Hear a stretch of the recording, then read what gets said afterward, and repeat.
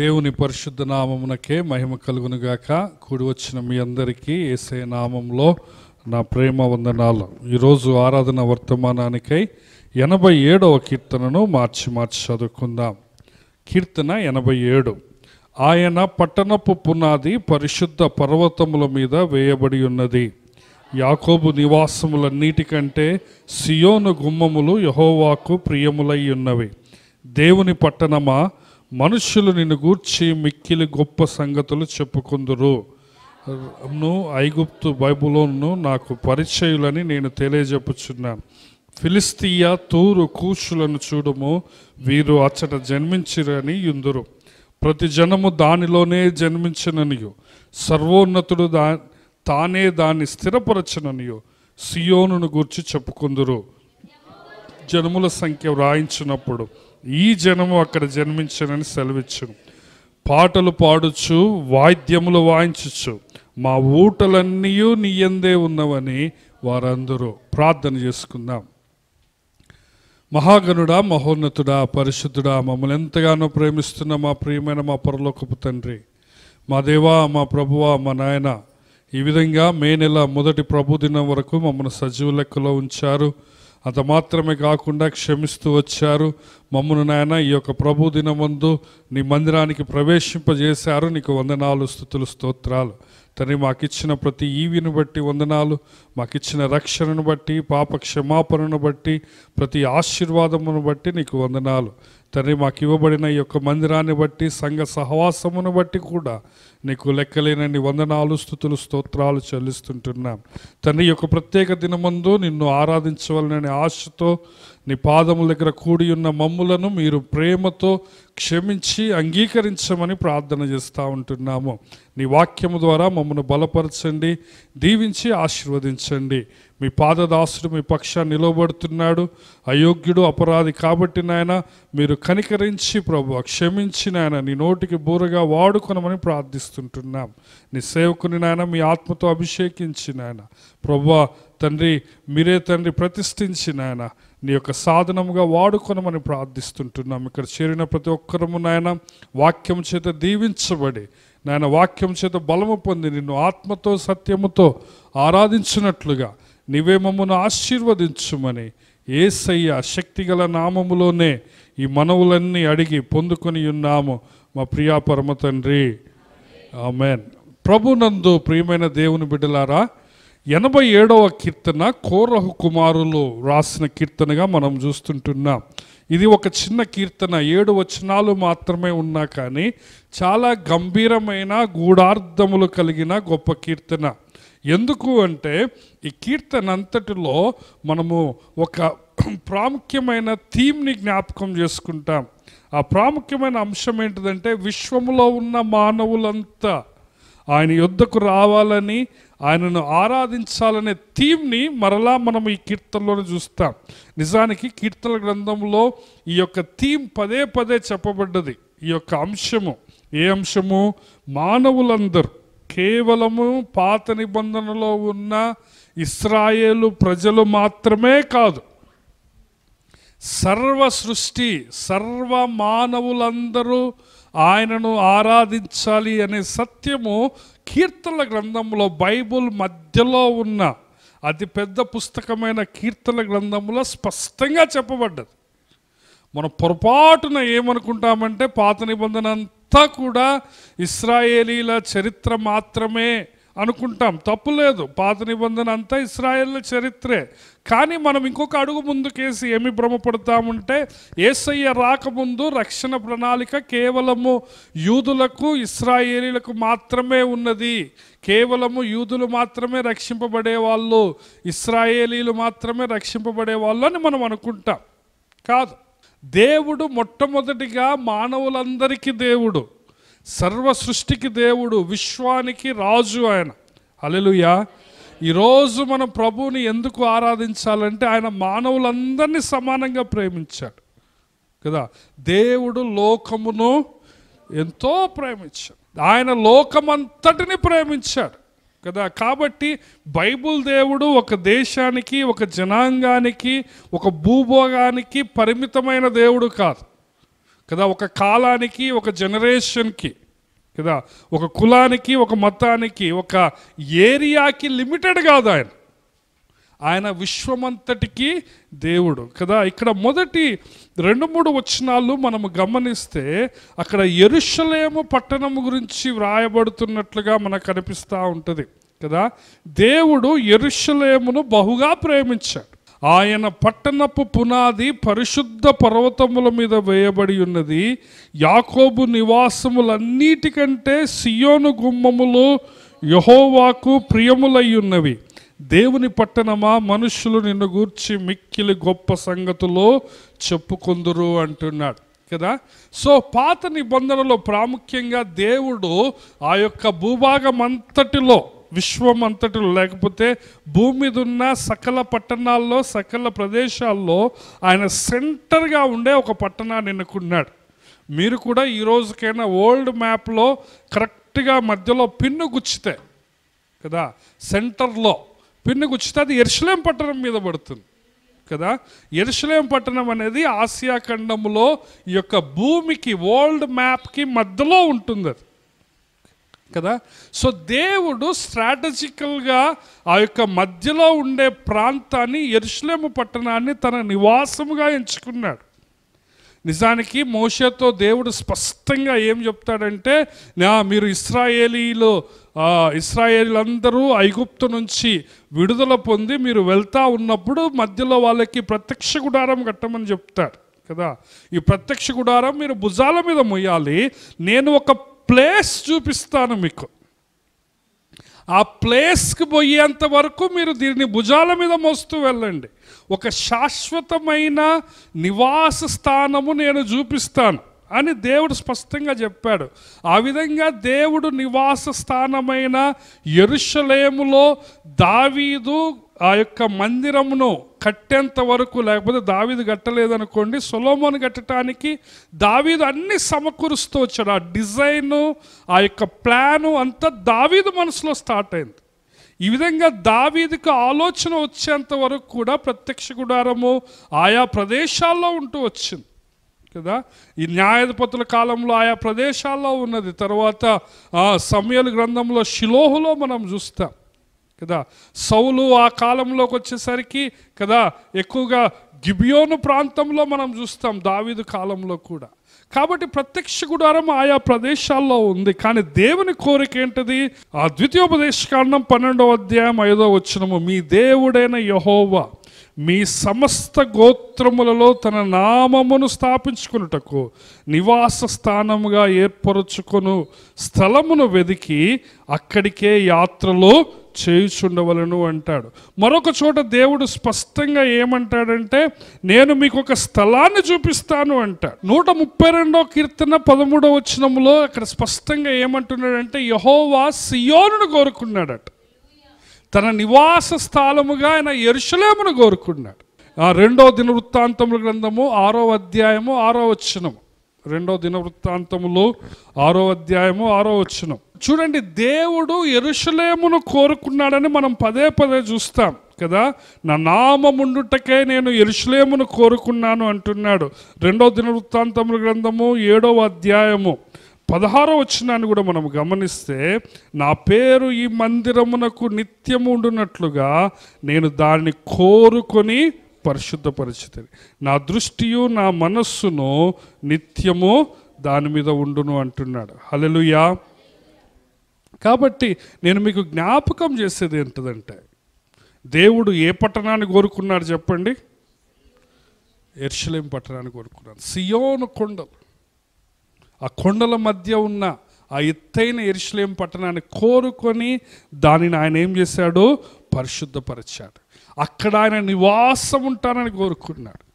కానీ యేసయ్య ఈ లోకానికి వచ్చిన తరువాత, యేసు ప్రభు కలువరి శిలువలో మరణించేటప్పుడు దేవాలయపు తెర ఏమవుతుందండి? పైనుండి కిందకు చినిగిపోతుంది. యేసయ్య మరణము తరువాత యెరూషలేము యొక్క ఆ యొక్క భౌతికపరమైన ప్రాముఖ్యత ఇక మనకు లేదు. ఇక మన ముందున్నది ఏంటంటే నూతన యెరూషలేము కదా. ఇక మనము ఆ యొక్క యెరూషలేము దేవుడు కోరుకున్నాడు. ఆ యెరూషలేము చాలా ప్రాముఖ్యమైన పట్టణము, పరిశుద్ధ పట్టణమని కదా. కాబట్టి అక్కడికి పోవాలా, అక్కడ మనం బాప్తిసం తీసుకోవాలని చాలామంది వెళ్తూ ఉంటారు. మంచిదే, యేసు ప్రభు తిరిగిన ప్రదేశాలు చూడటం మంచిదే. ఎవరికైనా డబ్బులు ఉంటే మీరు పోవచ్చు, ఏమైనా ఎక్కువ ఉంటే నన్ను కూడా తీసుకొని పోవచ్చు మీతో పాటు కదా. యెరూషలేము చూడాలంటే చూడొచ్చు. కానీ యెరూషలేము యొక్క ప్రాముఖ్యత, పరిశుద్ధత అనేది కొత్త నిబంధనలో అది సంఘానికి మారిపోయింది. దేవుడు స్పష్టంగా ఏమంటాడంటే, ఎక్కడ 2-3 నా నామమున కూడి ఉంటే నేను వారి మధ్యన ఉంటానన్నాడు. మత్తయి సువార్త 18వ అధ్యాయం 20వ వచనం. ఎక్కడ 2-3 యేసయ్య నామములో కూడి ఉంటే అదే యెరూషలేము కదా. ఇంకా నూతన యెరూషలేము ప్రకటన గ్రంథం 21వ అధ్యాయములో స్పష్టంగా దేవుని సంఘముతో పోల్చబడింది. చూడండి, ప్రకటన గ్రంథము 21వ అధ్యాయం మొదటి నుంచి చదవండి దయచేసి.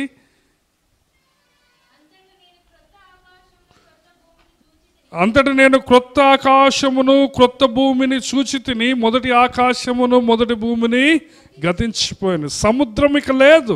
మరియు నేను నూతనమైన యెరూషలేమును పరిశుద్ధ పట్టణము తన భర్త కొరకు అలంకరింపబడిన పెండ్లి కుమార్తె వలె సిద్ధపడి పరలోకమందున్న దేవుని యొద్ద నుంచి దిగి వచ్చుట చూచితిని.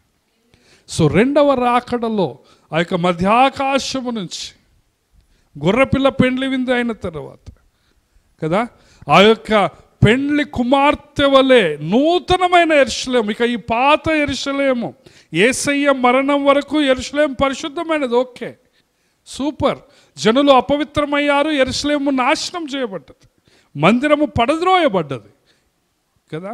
ఇంకా ఆ సొలొమోను కట్టిన మందిరం ఉంటే ఇంకా జనాలు పోయి ఆడ ఆరాధన చేసేవాళ్ళేమో మనకు తెలియదు. కానీ ఆ కాలక్రమేణా అదేమైపోయింది, ఆ మందసం ఎక్కడుందో ఈ రోజుకి ఎవరికి తెలియదు కదా. మందసంలో ఆ 10 ఆజ్ఞలు గల 2 రాతి పలకలు, ఆ మన్నా గల ఆ యొక్క పాత్ర, ఇవన్నీ అహరోను చిగురించిన కర్ర, ఇవి ఎక్కడున్నాయో ఎవరికి తెలియదు. ఉంటే మానవులు వాటిని విగ్రహాలుగా చేసి పూజించేవాళ్ళు. కానీ ఇప్పుడు నూతన యెరూషలేము, ఈ నూతన యెరూషలేము ఏంటిదట, ఆ పెండ్లి కుమార్తె వలె దేవుని సంఘము కదా. వధువు ఎవరు చెప్పండి, ఆయన సంఘం, ఆయనే వరుడు, సంఘమంతా ఆయన వధువు. సో ఇప్పుడు నూతన యెరూషలేము ఎవరు అంటే మనమే. ఇంకేమంటున్నాడు 3వ వచనం, అప్పుడు ఇదిగో దేవుని నివాసము మనుషులతో కూడా ఉన్నది, ఆయన వారితో కాపురముండును, వారు ఆయన ప్రజలయ్యుందురు, దేవుడు తానే వారి దేవుడయ్యుండి వారికి తోడయ్యుండు, ఆయన వారి కన్నుల ప్రతి బాష్ప బిందువును తుడిచివే, మరణము ఇక ఉండదు, దుఃఖమైనను ఏడ్పైనను వేదన అయినను ఇక ఉండవు, మొదటి సంగతులు గతించిపోయినని సింహాసనంలో నుండి వచ్చిన గొప్ప స్వరము చెప్పటం విన్నా కదా. దేవుని నివాసం ఇప్పుడు మనుషులతో ఉన్నది కదా, ఆయన వాళ్ళతో ఉంటాడు కదా, వారు ఆయన ప్రజలై ఉంటారు, వాళ్ళ ప్రతి కన్నీటిని ఆయన దుడుస్తాడు. ఈరోజు నువ్వు ప్రభువుని ఎందుకు ఆరాధించాలంటే ఆయన నిన్ను వధువుగా తను ఏర్పాటు చేసుకున్నాడు. మనం ఎక్కడికో యెరూషలేముకు వెళ్ళాల్సిన అవసరం లేకుండా ఎక్కడ మనము కూడుకొని ఉంటే ఆయనే దాన్ని యెరూషలేముగా పరిశుద్ధపరిచాడు. హల్లెలూయా. దేవుని ప్రేమ మీకు అర్థమవుతుందా? పాత నిబంధన అంతా యెరూషలేమా యెరూషలేమా యెరూషలేమా అని కీర్తనలలో పొగడుతూ వచ్చారు. కానీ ఇప్పుడు యెరూషలేము ఏమైపోయింది? సంఘం.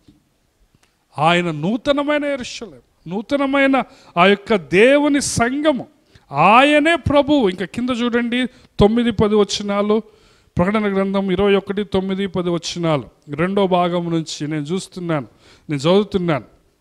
దేవదూతల్లో ఒకడు వచ్చి, రమ్ము పెండ్లి కుమార్తెను అనగా గొర్రెపిల్ల యొక్క భార్యను నీకు చూపెదనని నాతో చెప్పి 10వ వచనం, ఆత్మవశుడనై ఉన్న నన్ను ఎత్తైన గొప్ప పర్వతం మీదకి తీసుకుని పోయి యెరూషలేము అని పరిశుద్ధ పట్టణము దేవుని మహిమ గలదై పరలోకమందున్న దేవుని యొద్ద నుండి దిగి వచ్చుట నాకు చూపినట్టు. సో ఈ యొక్క అపొస్తలుడైన యోహాను దర్శనంలో చూస్తున్నాడు ఆ యొక్క పెండ్లి కుమార్తెగా, యేసు క్రీస్తు ప్రభు యొక్క వధువుగా, ఆయన పెండ్లి భార్యగా ఈ నూతన యెరూషలేము ఏమైపోతా ఉంది? దగదగ మెరుయచ్చు, రత్నాలతో, వజ్రాలతో, బంగారముతో పొదగబడి చచ్చౌకముగా ఉండి దిగి రావటము యోహాను చూస్తున్నాడు. కాబట్టి ఈ సంఘములో, ఈ నూతన యెరూషలేములో దేవుడు నీకు స్థానం ఇచ్చాడు. ఏ విధంగా ఆయన స్థానం ఇచ్చాడంటే, మనమందరము ఒకప్పుడు దేవుని ప్రజగా లేము. మనం ఒకప్పుడు అన్యులముగా ఉన్నాం, మనం ఒకప్పుడు శత్రువులుగా ఉన్నాం, మనం ఒకప్పుడు దూరస్తులుగా ఉన్నాం, నిబంధనతో మనకు సంబంధం లేనిదిగా ఉన్నది.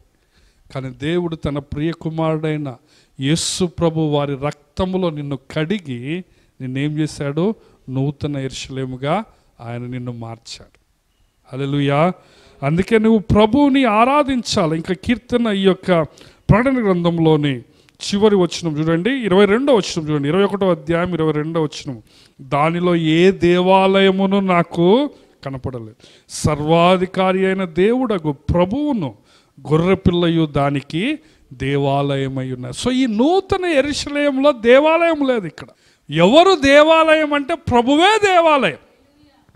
పాత నిబంధనలో వాళ్ళు దేవాలయం దేవాలయం దేవాలయం అని ఎంతో గర్వంగా చెప్పుకునేవాళ్ళు. కానీ కొత్త నిబంధనలో ఆ యెరూషలేము మారిపోయింది కదా. ఇంకా ఈరోజు కూడా కొంతమంది యెరూషలేము యెరూషలేము అని ప్రార్థన చేస్తూ ఉంటారు, యూదులని ప్రార్థన చేస్తూ ఉంటారు. మంచిదే, మన ప్రపంచంలో ఉన్న ప్రతి పట్టణం కోసం, ప్రతి దేశం కోసము, ప్రపంచంలో సమాధానం ఉండాలని, శాంతి ఉండాలని, యుద్ధాలు జరగకూడదని ప్రార్థన చేయాలి.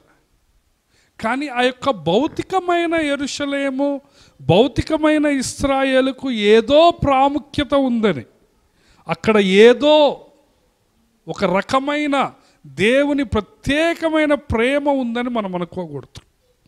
దేవుని దృష్టిలో ఆ భూలోకమంతా కూడా సమానం. ఆయన రక్తములో ఎవరైతే కడగబడతారో వాళ్ళంతా ఆయన పిల్లలు. యూదుడు రక్షింపబడితే అతనికి ఎంత విలువ ఉన్నదో పరలోకంలో నీవు రక్షింపబడినా అంతే విలువ ఉన్నది. యూదుడు రక్షింపబడాలంటే యేసు ప్రభువుని సొంత రక్షకునిగా అంగీకరించాలి. నీవు రక్షింపబడాలన్నా అదే క్రైటీరియా.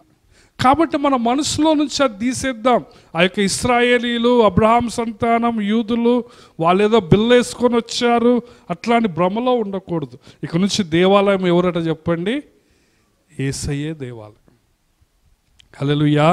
సో మన 87వ కీర్తనకు వద్దాం, మన వాక్య భాగం కదా. ఇక్కడ ఏమంటున్నాడంటే, ఆయన పట్టణపు పునాది పరిశుద్ధ పర్వతముల మీద వేయబడి ఉన్నది. యాకోబు నివాసములన్నిటికంటే సియోను గుమ్మములు యెహోవాకు ప్రియములై ఉన్నవి. దేవుని పట్టణమా, మనుషులు నిన్ను గూర్చి మిక్కిలి గొప్ప సంగతులు చెప్పుకుంటారు.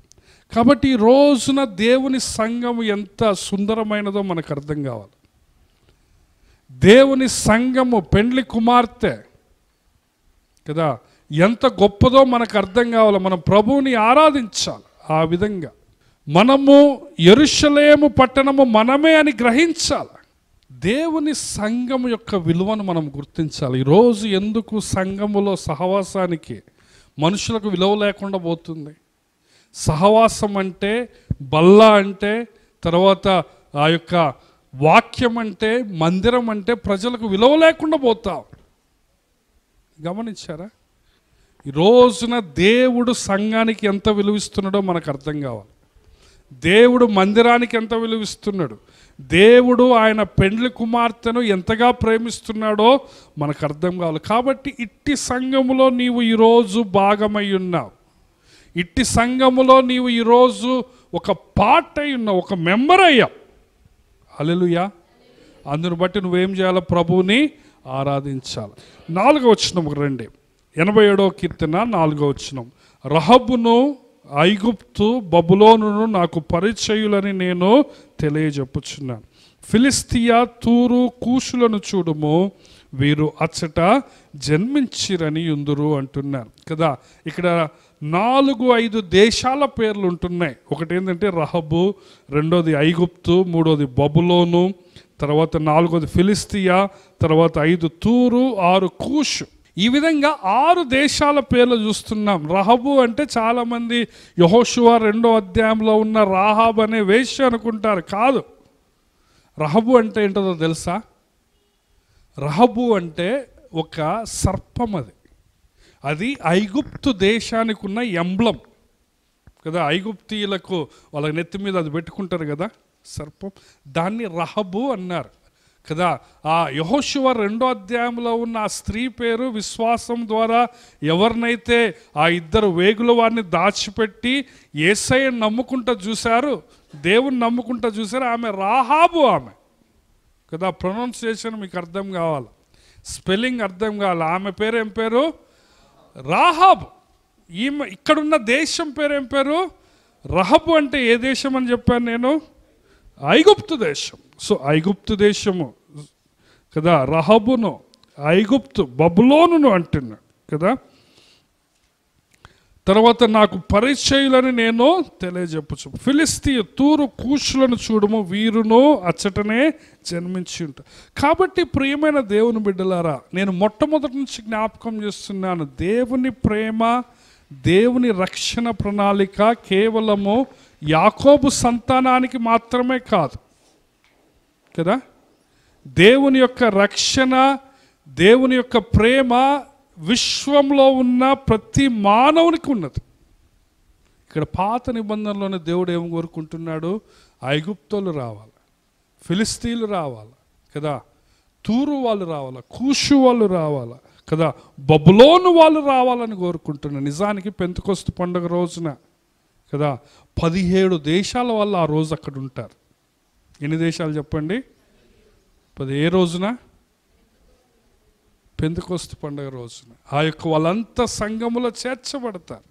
3000 మంది రక్షింపబడతారు. దేవుడు సర్వ మానవాళిని ప్రేమించాడు కదా. ఎందుకో నాకు క్రైస్తవుల్లో ఈ అపోహ ఉంటుంది. నాకు ఇది చూస్తే చాలా బాధ అనిపిస్తూ ఉంటుంది.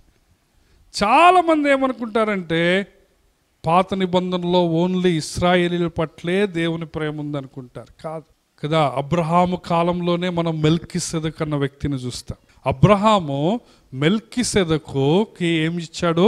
దశంభాగం ఇచ్చాడు. మెల్కీసెదెకు నీతికి రాజు, షాలేంకు రాజుగా ఉన్నాడు. యేసు ప్రభువుకు సాదృశ్యంగా ఉన్నాడు మెల్కీసెదెకు. అబ్రహాము గొప్పోడా? మెల్కీసెదెకు గొప్పోడా? మెల్కీసెదెకే గొప్ప. ఎందుకు? అబ్రహాం ఏం చేశాడు? ఎవరికి ఇచ్చాడు దశంభాగము? మెల్కీసెదెకు. నేను 3-4 వారాలు చెప్పాను టైపాలజీ చెప్పేటప్పుడు. హెబ్రీ గ్రంథకర్త స్పష్టంగా ఏమంటాడంటే లేవి కంటే అబ్రహాము కంటే మెల్కీసెదెకు గొప్పవాడు అని చెప్తాడు కదా. సో అబ్రహాము సంతానంలో లేడు మెల్కీసెదెకు కదా. యోబు గారి గురించి మనకు తెలుసు బైబుల్లో. యోబుకి అబ్రహాంకి ఏమన్నా లింక్ ఉన్నదా? అబ్రహాం సంతానమా యోబు? కాదు. అసలు యోబు ఎవరో మనకు తెలియదు. చాలామంది ఏమంటారంటే ఆ అబ్రహాము కంటే ముందే యోబు గారు ఉన్నారంటారు. సో దేవుడు సర్వ మానవాళి పట్ల ఆయన ప్రేమ కలిగి ఉన్నాడు. అందరి రక్షణ కోసం ఆయన కదా, ఆయన తన యొక్క ప్రత్యక్షతను, తన వాక్యాన్ని ప్రకటించుకున్నాడు, తన్ను తాను ప్రత్యక్షపరుచుకున్నాడు. యోబు యొక్క గ్రంథంలో 42 అధ్యాయాలు చూస్తాం. యోబు యొక్క 3 స్నేహితులు ఉంటారు, 4 స్నేహితులు ఉంటారు. వాళ్ళు ఎవరో కూడా అబ్రహాం సంతానము కానీ అబ్రహాంకి లింక్ ఉన్నట్టు కానీ ఫలానా గోత్రం వాళ్ళని కూడా మనకి అర్థం కాదు కదా. దేవుడు ఐగుప్తులో ఫరోకు తన సువార్త ప్రకటిస్తాడు, ఐగుప్తులకు సువార్త ప్రకటిస్తాడు. తద్వారా ఏమవుతుందో తెలుసా? మోషతో పాటు చాలామంది ఐగుప్తీయులు ప్రభువుని నమ్మి వాళ్ళు మోషే వెంబడి వస్తారు కదా. మనకు తెలుసు, మనము అధ్యాయాలు చదివితే మిశ్రిత జనము మోషే మీద కంప్లైంట్ చేసినట్లు మనం చూస్తాం.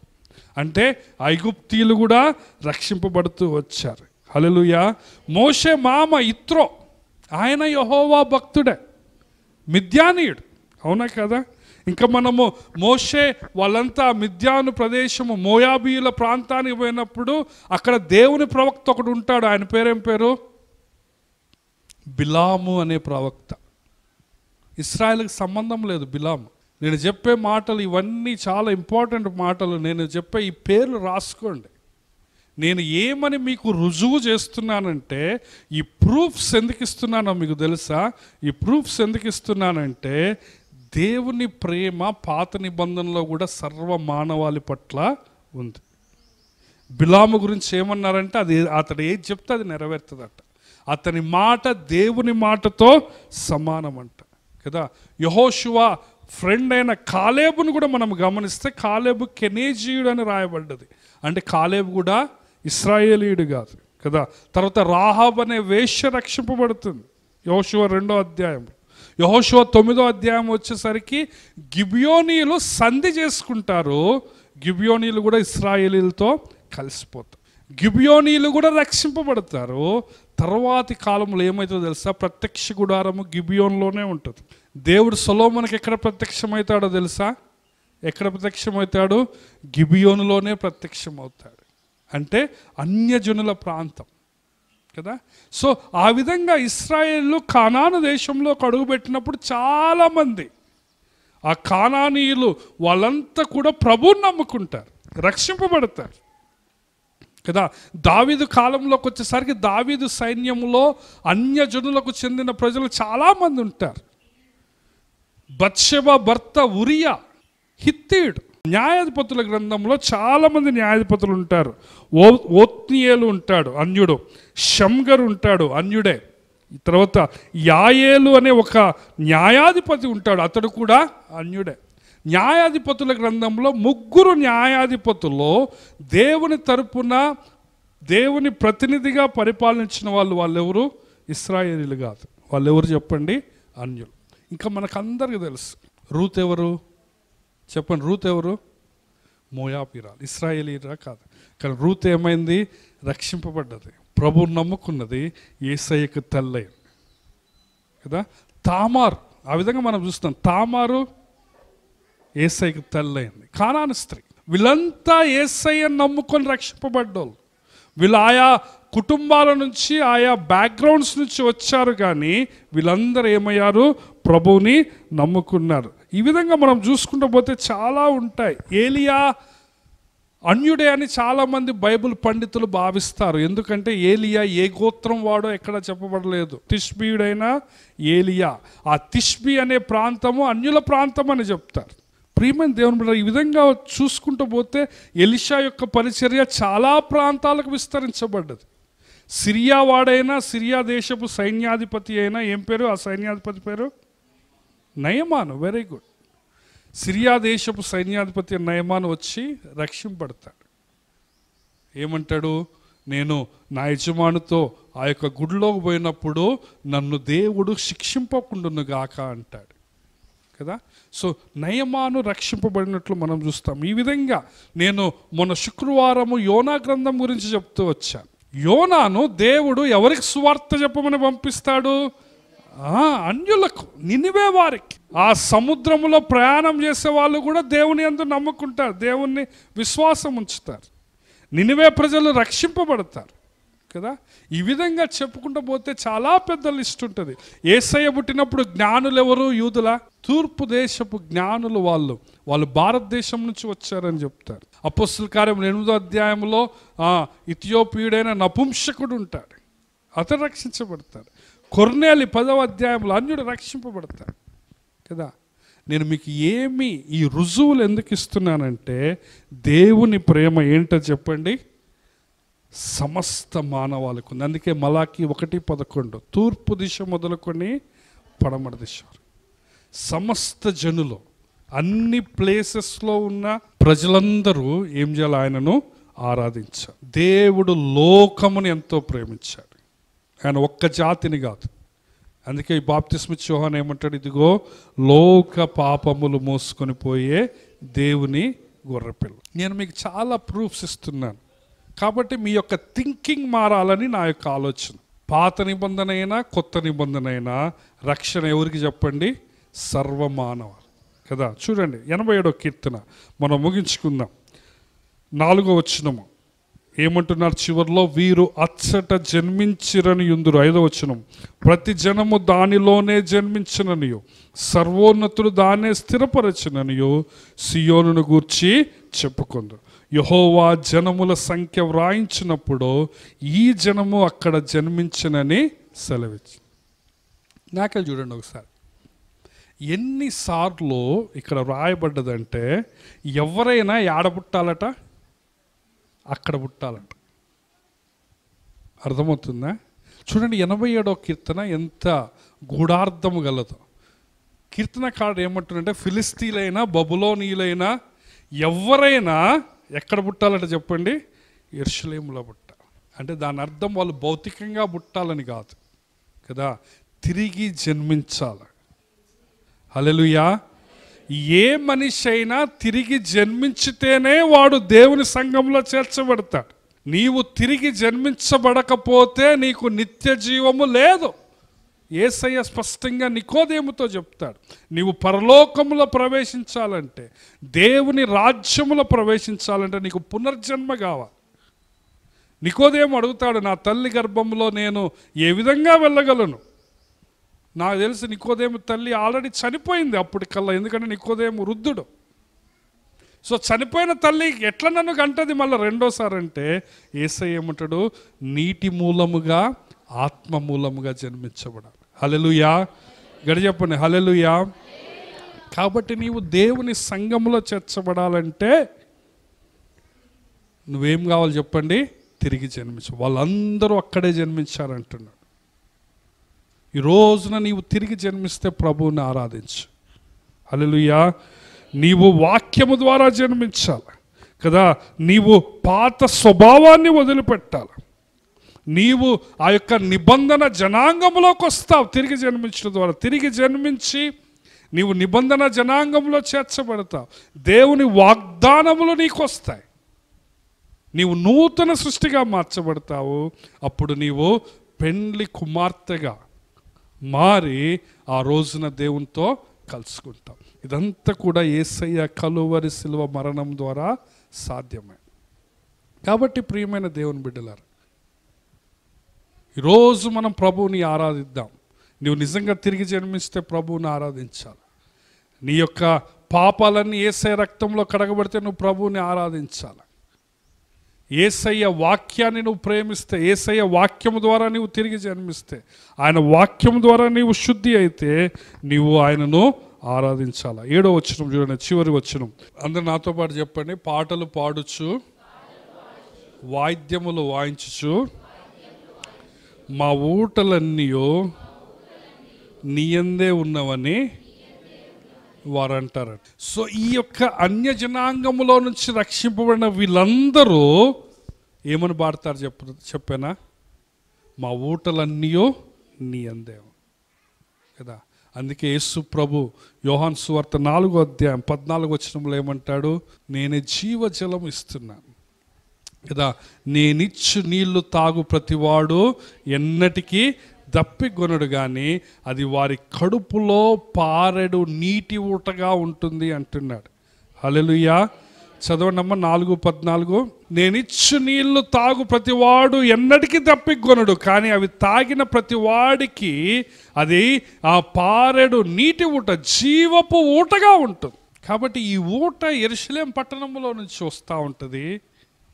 దేవుని సంఘంలోకి వచ్చి, దేవుని సంఘం నుండి వచ్చి నీ కడుపులోకి వచ్చి, నీ కడుపులో నుంచి పారి ఎడారులను ఏం చేయాలి? ఇది జీవము గల భూమిగా మార్చాలి. యోహాను సువార్త 7వ అధ్యాయం 37 నుంచి 39 వచనాలు.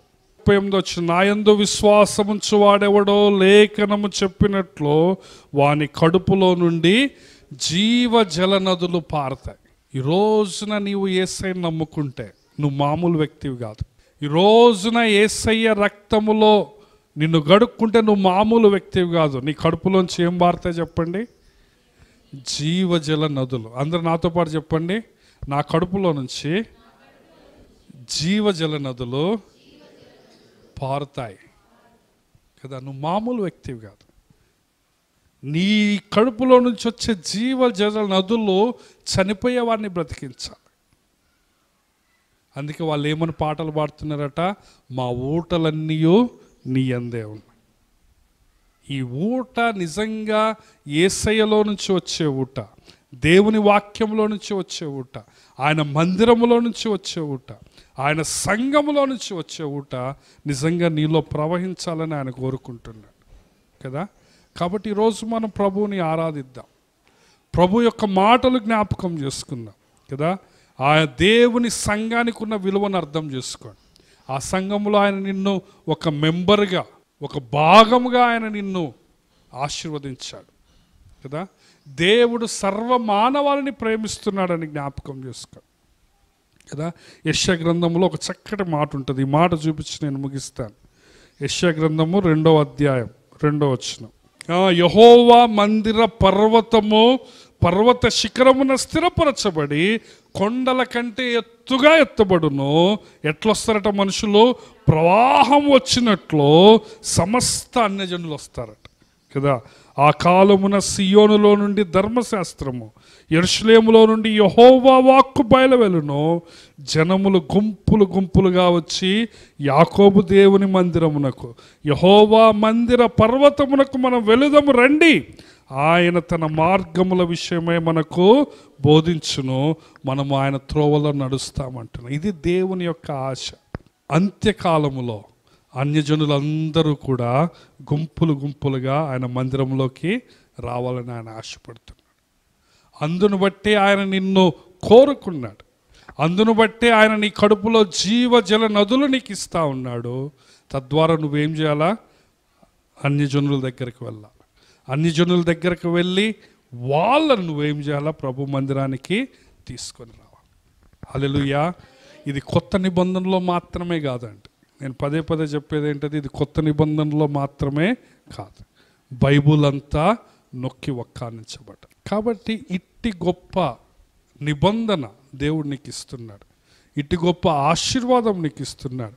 కాబట్టి మనమందరం ప్రభువుని ఆరాధన చేద్దాం. రండి, తలలు ఉంచండి, కళ్ళు మూసుకోండి. విన్న వాక్యాన్ని బట్టి, దేవుని యొక్క ప్రేమను బట్టి, సర్వమానవాళి పట్ల ఆయనకున్న ప్రణాళికను బట్టి, ఆయన నిన్ను చేర్చుకున్న ఆయన సత్యాన్ని బట్టి, ఆయన నీకు ఇచ్చిన పునర్జన్మను బట్టి, నీకు ఇచ్చిన వాగ్దానాలను బట్టి మనం ఒకరి తర్వాత ఒకరము ప్రభువుని ఆరాధించడానికి దేవుడు మనకు సహాయం చేయనుగాక.